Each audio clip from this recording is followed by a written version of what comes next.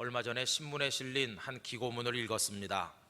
그 기고문을 쓰신 분은 외국에서 기자 생활을 오래 하신 분이신데 요 근간에는 일본에 오래 체류했다고 합니다. 이분이 운전면허증을 갱신하기 위해서 서울 운전면허 시험장을 찾아가게 됐는데 가서 보니까 직원들이 앞에 한 4명 정도 앉아 있었다고 합니다.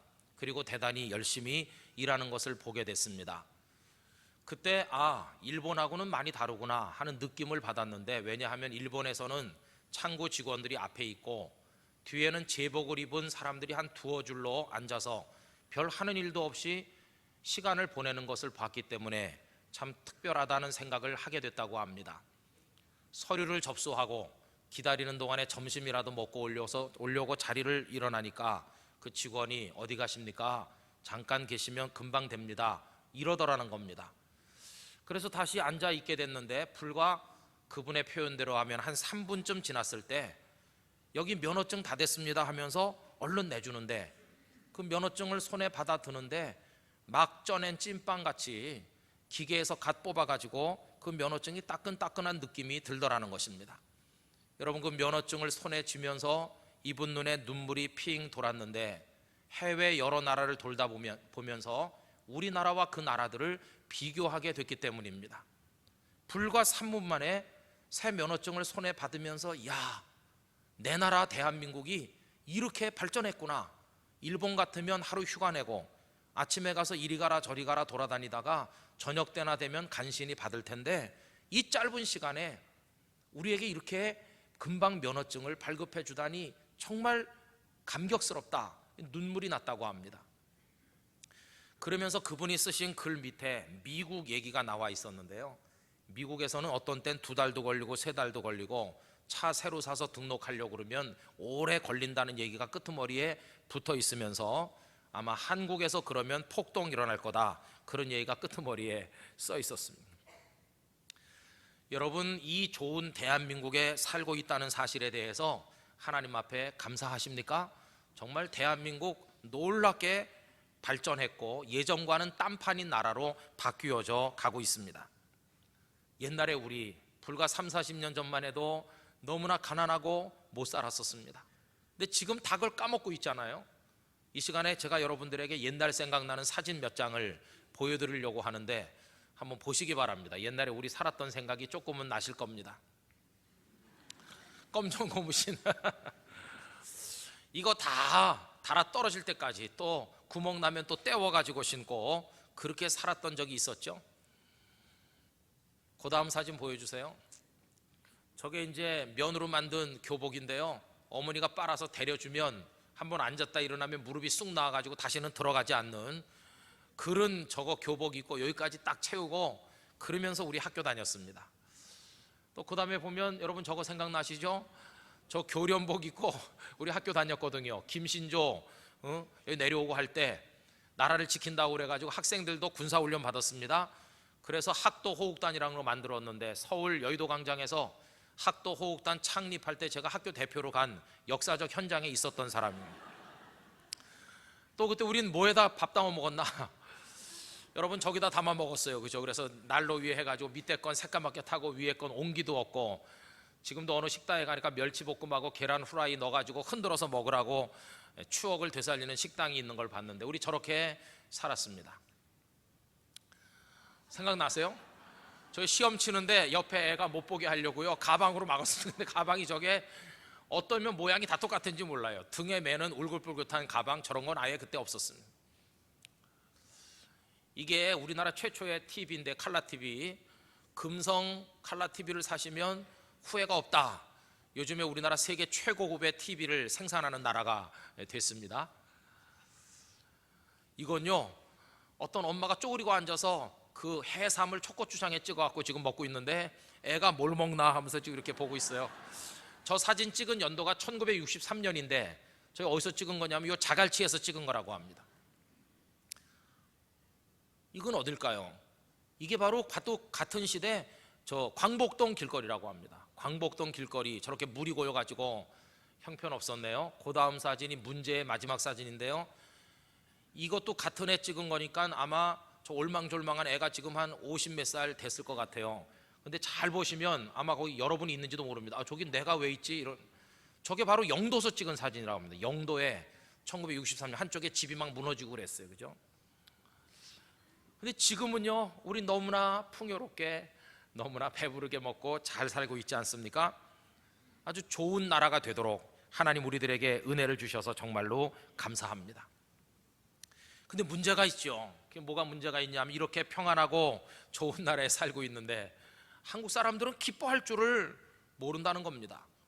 그래서 외국 사람이 우리나라에 와서 몇 차례 놀라는데, 인천공항에 들어오면 규모에 놀라고, 얼마나 그 입국 수속이 빠른지 한 16분이면 짐까지 다 찾아 나오는데 놀라고, 공항 직원들이 얼마나 싹싹하고 친절한지 놀라고, 시내로 들어오면서 그 발전된 모습을 보면서 연거푸 놀란다고 합니다. 그러다가 이제 그 다음에 진짜 계속 놀라는 일이 이어지는데, 그게 뭐냐 하면, 이 좋은 나라에 살면서 한국 사람 전부 화가 머리끝까지 난 사람 같이 뻣뻣하게 서 있는 거 보고 놀란다는 것입니다. 여러분, 어디 보니까 한국 사람이 골격이, 얼굴 골격 자체가 환한 얼굴로 보인다고 합니다. 거기다가 웃지 않고 굳어가지고 딱 있으니까 얼마나 무서운 얼굴로 보이겠습니까? 그렇죠? 행복해 보이지를 않는다는 겁니다. 작년 1월 25일 날 OECD를 중심으로 주요 30개 나라를 대상으로 행복 지수를 조사했더니 우리 대한민국은 거의 꼴찌인 25번째였습니다. 그리고 영국의 신경제재단에서 146개국을 대상으로 조사했는데 우리나라 68위였다고 합니다. 그러니까 한국 사람들 행복하지 않다고, 별로 즐겁지 않다고 생각하면서 사는 거죠. 여러분, 왜 그럴까요? 도대체 왜 기쁨이 없을까요? 여러 해 전에 우리 교회 와서 집회를 인도하신 서울여자대학교 장경철 목사님께서 기쁨을 유통하는 삶이라는 책에서 이렇게 설명했습니다. 성도의 기쁨 생활은 두 층으로 이루어진 건물과 같다. 1층 있고 2층 있다. 여러분, 두 층 중에서 1층이 중요할까요? 2층이 중요할까요? 당연히 1층이 중요하죠. 왜냐하면 1층 없는데 무슨 2층이 있겠어요. 그죠? 1층이 있어야 2층을 지을 수 있잖아요. 그럼 1층이 뭐냐? 이 목사님은 설명하기를 감각이라고 하는 게 그게 1층에 해당한다. 여러분, 그 영혼의 섬세한 감각이 살아서 막 이렇게 예민한 반응을 보이면 이 사람은요, 별거 아는 일에도 막 기뻐하고 좋아한다는 겁니다. 그런데 그 감각이 다 죽어버린 사람은 아무리 좋은 선물을 주고 아무리 좋은 일이 생겨도 기뻐할 줄을 모른다는 겁니다. 그러니까 성도의 기쁨 생활의 관건이 뭐냐 하면, 그 감각, 죽은 감각을 예민하게 다시 되살리는 거, 그게 관건이다. 이렇게 설명한 것을 읽어보았습니다. 여러분, 문제는요, 그러면 우리의 굳어지고 마비된 이 죽은 감각을 어떻게 다시 예민한 감각으로 만들어갈 수 있을까 하는 게 문제 아니겠습니까? 여러분, 한번 가만히 생각해 보세요. 지금까지 수십 년 살아오시면서 평생에 가장 가슴이 설렐 때, 기쁨으로 흥분될 때, 별것 아닌 것에도 막 가슴이 짜릿한 그런 기쁨을 맛볼 때, 그런 때가 과연 언제였다고 생각하십니까? 가만히 생각해 보면요, 대답이 하나입니다. 사랑받고 사랑할 때였습니다. 연애를 진하게 해보신 분들은 아마 아실 것 같아요. 어제도 우리 교회 정영식 집사님 가정에 딸 결혼식이 있어서 예식장에 갔었습니다. 신랑 신부 너무너무 아름다워요. 그런데 별 의미 없는 몸짓 하나에도 사람들도 까르르 웃고 자기들도 너무 좋아가지고 입을 다물질 못해요. 뭐가 저렇게 행복할까? 사람들이 생각할 정도로 그 기쁨을 느끼는 그 신경이 다 살아있어요. 문자 한 통 받아도 가슴이 설레고, 전화 한 통에 밤을 세우는 그런 흥분도 아마 있을 겁니다. 요즘처럼 문자 보내는 것도 없고 인터넷도 없고 무슨 뭐 전화기 그런 거 없을 때 옛날 연인들은 어떻게 했을까요? 여러분, 엽서, 그림 엽서 한 장 받으면 읽고 또 읽고 또 읽고, 가슴에 이렇게 대보고 책갈피에 꽂아놓고, 그 다음에 가을에 낙엽 예쁜 단풍잎 주워가지고 거기다가 이렇게 뭐 써서 보내주면 그것도 다 마를 때까지 책갈피 사이에 꽂아놓고 또 열어서 그녀의 얼굴을 보듯이 그걸 또 보고, 그 다음에 또 메모 쪽지 오면 쓰레기통에 던질 수 있는 쪽지인데도 그것도 필체가 남아있으니까 소중히 여기면서 그걸 또 안 버리고 콕 챙겨가지고 이렇게 쌓고. 목사님, 그걸 어떻게 그렇게 잘하십니까? 다 잘 알죠. 왜 모르겠어. 여러분, 그때는요, 세상을 보면 다 환하게 웃는 것 같아요. 그래서 하늘도 땅도 사람도 꽃도 만물이 다 기쁨에 넘쳐서 춤추는 것 같이 그렇게 보일 때가 있는데, 그때가 언제냐? 막 사랑에 대해서 눈 떴을 때, 그때가 바로 그런 때입니다. 살다 보면 가난해지기도 하고 병들기도 하지만 사랑이 우리 가슴 속에 넘쳐나면 그 기쁨 결코 사라지지 않게 될 줄로 믿습니다. 여러분, 이제 제가 그림을 몇 컷 보시도록 할 텐데요, 여기 하나의 스토리가 있는데 어떤 외식이라고 하는 제목이 붙어 있는데 한번 보시면 무슨 얘기인지 금방 아실 겁니다. 방송실에서 한번 보여주세요.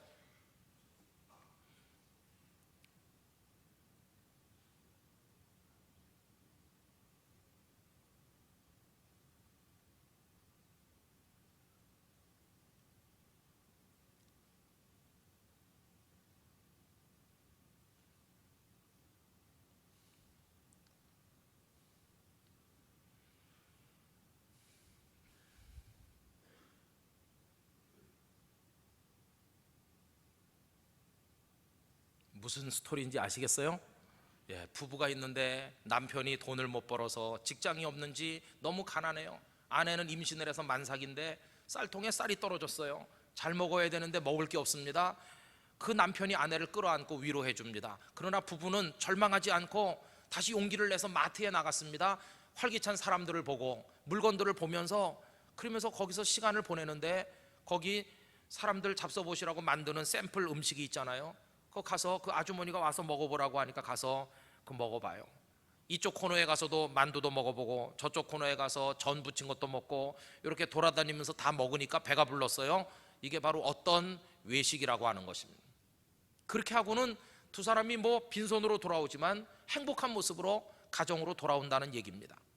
여러분, 이 그림을 통한 이야기가 보여주는 메시지가 있지 않습니까? 그게 뭐냐 하면, 가난하지만 행복하기 힘들지만 두 사람의 가슴 속에 사랑이 끓고 있기 때문에 그 기쁨을 가난도 빼앗아갈 수 없다고 하는 것을 보여주는 거 아니겠습니까? 여러분, 이런 기쁨과 행복이 우리 가슴 속에도 있게 되기를 간절히 소원합니다. 근데 오늘 읽은 성경 말씀에 보면 예수님께서도 굉장히 기뻐하셨다는 걸 알 수 있어요. 주님의 가슴에 기쁨이 솟아납니다. 여러분, 11절 첫 부분을 한번 보십시오. 내가 이것을 너희에게 이름은 내 기쁨이 너희 안에 있어 라고 말씀하죠. 여러분, 예수님은 내 기쁨이라고 말합니다. 예수님의 가슴 속에도 지금 기쁨이 퐁퐁 솟아나고 있어요. 그 기쁨이 예수님 속에 있는 것이죠. 그러면 예수님의 이 기쁨은 도대체 어디서 온 것입니까? 아까 제가 사랑이 있으면 기쁨이 있다고 그랬잖아요. 예수님도 똑같아요. 예수님의 가슴 속의 기쁨도 사랑으로부터 온 것입니다. 여러분, 10절 우리 다 같이 한번 읽어보겠습니다. 내가 아버지의 계명을 지켜 그의 사랑 안에 거하는 것 같이 너희도 내 계명을 지키면 내 사랑 안에 거하리라. 할렐루야. 그의 사랑 안에 거한다, 이렇게 말씀하죠. 여러분, 여기서 그가 누굽니까? 하늘에 계신 성부 하나님이세요. 독생자이신 예수님께서 하나님 아버지의 사랑 안에 거하시기 때문에 그분의 마음속에 기쁨이 솟아나고 있다는 것입니다. 여러분, 어거스틴이라고 우리 흔히 부르는 아우구스티누스가 성부, 성자, 성령 사이에 이 삼위일체의 신비를 설명하면서 이 삼위 하나님 사이에 사랑의 일치가 있다고 설명했습니다. 사랑 안에서 기쁨을 충만하게 누리시는 관계라고 하는 것입니다. 여러분, 사랑으로부터 기쁨이 흘러나오는 이 원리는 오늘 저와 여러분에게도 똑같이 적용되는 줄 믿습니다. 나도 이 기쁨 가지고 싶다 할 때 그 해결이 방식이 뭘까요? 그것은 우리도 예수님이 그러하신 것처럼 하나님의 사랑, 하나님의 은총 안에 있으면 될 줄로 믿습니다. 하나님의 사랑 안에서, 그 은총 안에서 우리는 기쁨을 얻을 수가 있다는 것입니다. 혹시 여러분, 어느 본당 신부의 일기라고 하는 영화를 보신 분이 계십니까? 혹은 소설을 읽으셨습니까? 이 영화는요, 무려 지금부터 60년 전에 만들어졌습니다. 1951년에 만든 흑백 영화입니다. 이 영화는 동일한 제목을 가진 소설을 영화로 만든 건데, 조르주 베르나노스라고 하는 유명한 소설가의 작품을 만든 겁니다. 이 소설이 얼마나 잘 쓴 소설인지 그해 아카데미 프랑세즈로부터 소설 부문 대상을 받았다고 합니다. 이 아카데미 프랑세즈는 무려 1600년대 만들어진 유서 깊은 프랑스의 학술 기관입니다. 그 내용이 이렇습니다. 1930년대 프랑스 어느 조그만 시골에 한 젊은 신부가 부임했습니다. 가서 성실하게 사람들을 대하고 도와주려고 노력을 많이 합니다. 그런데 웬일인지 사람들이 젊은 신부를 다 무시하면서 그를 마음으로 받아들이지를 않았습니다. 이 젊은 신부는 고뇌에 빠지고 깊은 고독 속에서 고통받게 됩니다. 그러면서 자신의 무능함을 탓하다 보니까 우울증도 찾아오게 됩니다. 그는 그 모든 마음의 일과 주변에 일어나는 일들을 일기로 적어나가게 됐는데, 이게 어느 본당 신부의 일기라고 하는 것이죠. 이 신부에게 있는 여러 가지 해결해야 될 문제 중에 하나는 그 마을에서 가장 지체 높은 백작 가문의 일입니다. 이 백작의 가정이 아주 형편없어요. 이 백작 부인은 어려서 사랑하는 아들을 잃었는데, 이 아들의 어렸을 적 사진을 갖다 놓고 내 사진만 쳐다보고 남편에 대해서나 딸에 대해서나 세상에 대해서 마음을 빗장을 걸어 잠그고 세상에 대해서 폐쇄적으로 살고 있습니다. 그러면서 아이를 데려간 하나님께 대하여 원망과 분노를 쏟아놓는 그런 여성이었습니다. 얼마나 세상에 대해서 이제 포기했는지, 딸아이의 가정교사로 들어온 여인과 남편이 불륜 관계에 있는 걸 뻔히 알면서도 아무 관심이 없습니다. 이 망가진 불쌍한 여자를 이 신부가 찾아가서 간곡하게 권면합니다. 아이를 데려가신 것도 하나님의 은총인 줄로 알고 받아들이십시오. 그리고 죽은 아이의 사진만 보고 있는 것은 인생을 지혜롭게 사는 게 아닙니다. 과거의 아이를 생각하지 말고 천국에 가서 기다리는 미래의 아드님을 향해 나가는 것이 그게 순리입니다. 하나님의 은총을 받아들이십시오. 이렇게 계속 얘기합니다. 그러나 이 부인은 완강하게 고개를 저으면서 그 말씀을 잘 받으려고 하지를 않게 되고 끄트머리에 수긍하지만 어떻게 될는지 알 수 없습니다. 그런데 얼마 후에 신부에게 편지가 한 장 그 백작 부인으로부터 도착합니다. 한 아이가 나를 고독하게 만들었다면 또 다른 한 아이가 나를 그 고독으로부터 끌어냈습니다. 신부님, 당신이 바로 그 아이입니다. 하나님이 신부님을 영원히 지켜주시기를 바랍니다 하는 감사의 편지가 도착했습니다. 그리고 얼마 후 백작 부인이 죽었습니다.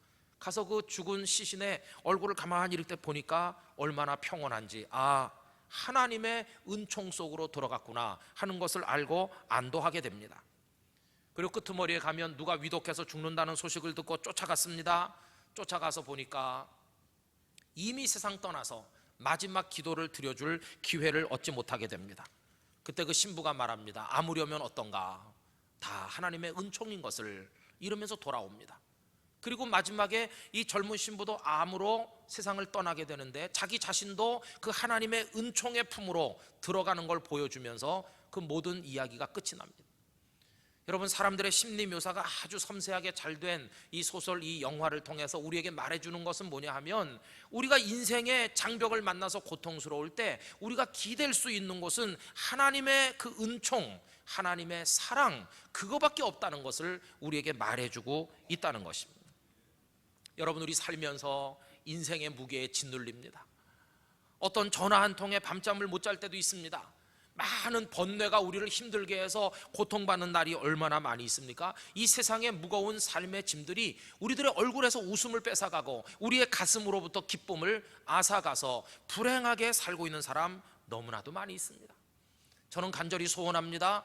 하나님 안에서 오늘 3부에 오신 여러분들의 마음속에 기쁨이 회복되시기를 기원합니다. 행복한 삶을 사는 여러분이 되시기를 원합니다. 예수님은 이 기쁨을 우리에게 주시기 위해서 이 세상에 오신 분이십니다. 여러분, 11절 우리 소리내서 다시 한번 읽어봅시다.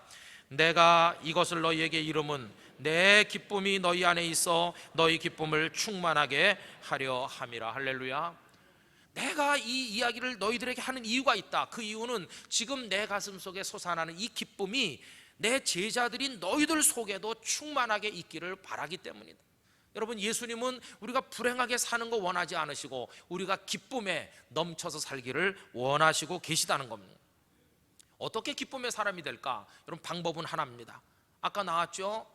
하나님의 사랑 안에 거하시기 때문에 예수님이 기쁘신 것처럼 우리도 하나님의 사랑, 하나님의 은총 안에 있을 때 기쁨을 얻게 될 줄로 믿습니다. 여러분, 하나님의 사랑과 은총은 하나님의 열려진 넓은 가슴 그 품을 말하는 것입니다. 그 하나님의 품으로 걸어 들어가시기를 기원합니다. 하나님의 품 안에 안겨서 그 사랑으로부터 흘러나오는 기쁨을 누리시기를 원합니다.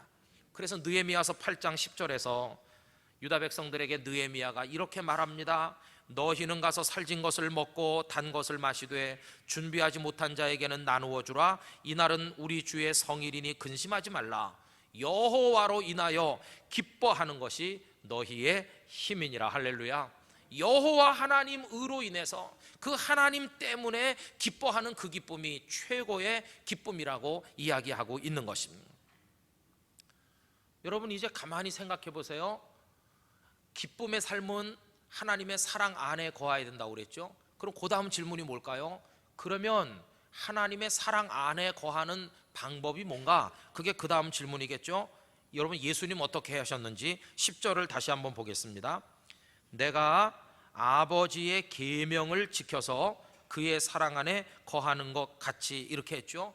여러분, 하나님의 사랑에 거하는 비결이 뭡니까? 하나님의 계명, 그 말씀을 지키는 겁니다. 그렇죠? 계명을 지키면 그 사랑 안에 거하게 돼요. 그러면 그 사랑으로부터 기쁨을 맛본다고 그랬어요. 그러면 그 다음 질문이 또 나옵니다. 계명을 지키면 하나님의 사랑 안에 거한다고 그러는데, 그러면 나같이 연약한 자가 어떻게 하나님의 그 엄한 계명을 제대로 지킬 수 있겠습니까? 하는 그 다음 질문이 나오잖아요. 그런데 바로 여기에 아주 교묘한 논리의 순환이 숨어 있습니다. 계명을 지켜야 하나님의 사랑 안에 거한다. 그러면 계명을 어떻게 지킬 수 있어? 이렇게 물을 때 그 대답이 뭐냐? 그 대답이 또다시 사랑으로 돌아간다는 것입니다. 여러분, 계명은 지키기 어려운 거라고 사람들이 말하잖아요. 실제로 그렇습니다. 그런데 그걸 어떻게 지킬 수 있습니까? 그 대답이 사랑입니다. 사랑받고 있다는 감동이 있을 때, 나도 주님 당신을 사랑하나이다, 이런 고백이 우리 가슴에 끓어오를 때 우리들은 그 어려운 계명도 쉬운 것으로, 힘든 계명도 아주 쉽게 기쁘게 억지로가 아니라 감사함으로 지키게 될 줄로 믿습니다. 그런 예는 얼마든지 말할 수 있습니다. 여러분, 새벽 밥하는 거 생각해 보세요. 5시 반, 4시 이럴 때, 깜깜할 때 엄마들이 일어나서 도시락을 2개, 4개, 6개 이렇게 쌌습니다. 4남매, 5남매 나오신 우리의 어머니들 그거를 싸서 하나에게 2개씩 줍니다. 그래가지고 10년, 15년 새벽밥 하다 보면 다 늙습니다. 그걸 어떻게 할 수 있습니까? 우리들의 어머니들께서는 그 자녀를 향한 사랑 때문에 매일 새벽 눈을 부비며 일어나 그 어려운 일을 해서 5남매, 6남매, 8남매 늠름한 자녀로 키우시지 않았습니까? 사랑으로 하면 힘든 것도 쉽게 감당할 수 있게 되는 것입니다. 사랑의 힘은 위대한 것입니다. 여러분, 사랑하기 때문에 계명을 지키는 것은 그에게 기쁨을 가져다 줍니다. 그러나 대가를 바라면서 하는 건 힘든 겁니다.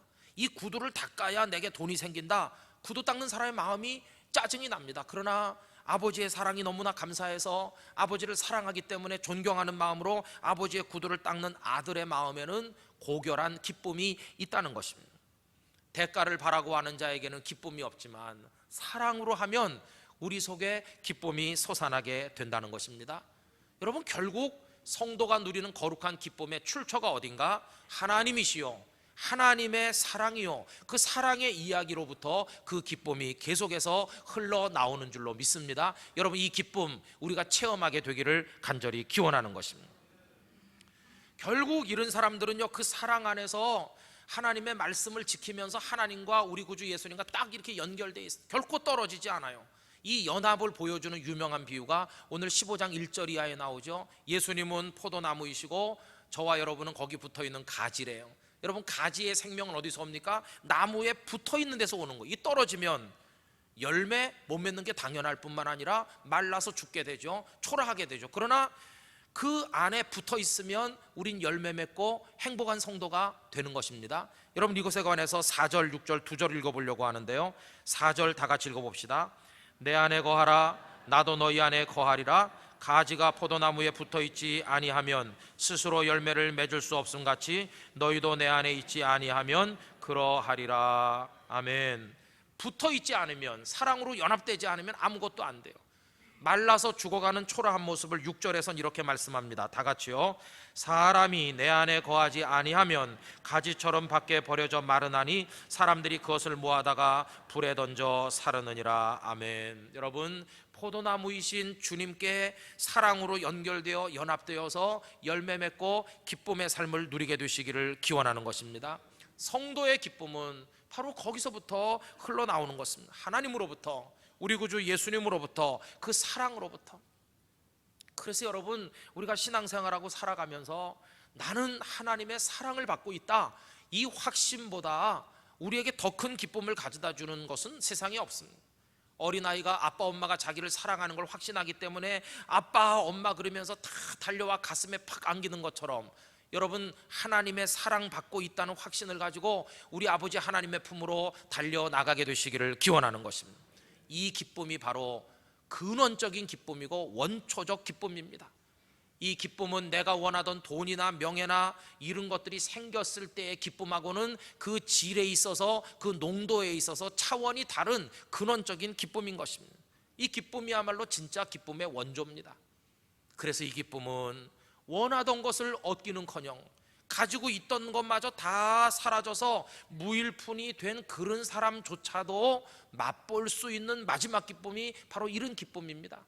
의사 선생님이 더 이상 치료 방법이 없습니다, 이렇게 말하여 사형 선고를 받은 환자가 죽음이 목전에 오는 것을 보는 그 순간에도 누릴 수 있는 최후의 기쁨이 바로 오늘 말씀하는 이 기쁨인 줄로 믿습니다.